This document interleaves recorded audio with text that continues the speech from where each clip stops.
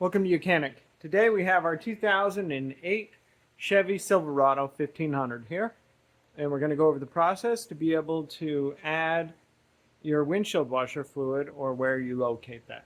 So you have your windshield washer fluid reservoir right here at the front, so that's front left of the vehicle just behind your headlight. So you just need to open up the cap and then be able to put your windshield washer fluid of choice in here, making sure that you put windshield washer fluid and not another product like antifreeze, because that gets on your windshield and it makes it all slimy. So pour your windshield washer fluid in here. If this is fairly empty, it'll generally take the whole gallon of fluid. So then you'll just be able to fill that up and then put the cap back on.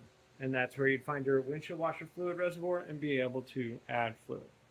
Thanks for watching Mechanic, where you can be the mechanic.